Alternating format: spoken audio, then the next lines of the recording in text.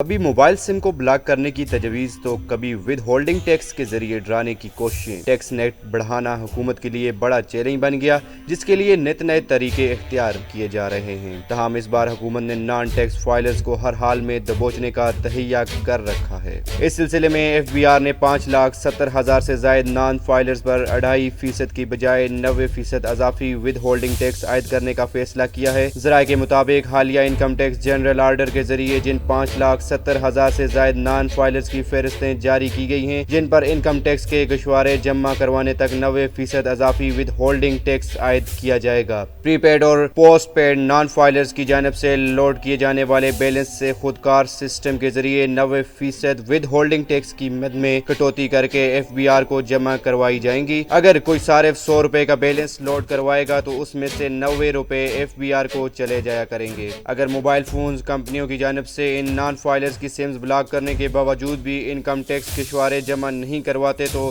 اس صورت میں اگر وہ کوئی دوسری موبائل فون سم نکلوا کر استعمال کرتے ہیں تو اس پر بھی 90% اضافی ٹیکس دینا پڑے گا۔ نان فائلرز کے ہر دفعہ لوڈ کرانے پر اضافی ٹیکس، موبائل اور ڈیٹا لوڈ پر بھی اضافی ٹیکس لاگو کیا جائے گا۔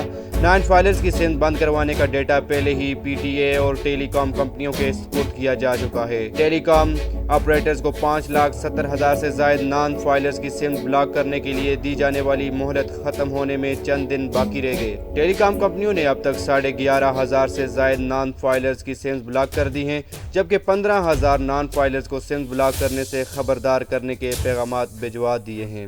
ذرائع کے مطابق ایک ٹیلی کام کمپنی نے نان فائلرز کی سمز بلاک نہیں کی اور انکم ٹیکس جنرل آرڈر کے خلاف عدالت سے رجوع کرنے کا عندیہ دیا ہے۔ باقی 3 ٹیلی کام کمپنیوں نے ایف بی آر کو رپورٹ جمع کروا دی ہے۔ ایف بی آر نے ٹیلی کام کمپنیوں سے بلاک کیے جانے والی سمز کی تفصیلات طلب کر لی ہیں۔ ذرائع کا کہنا ہے کہ 15 مئی تک نان فائلرز کی سمز بند نہ کی گئی تو ایف بی آر ان کمپنیوں کے خلاف کارروائی کرے گا۔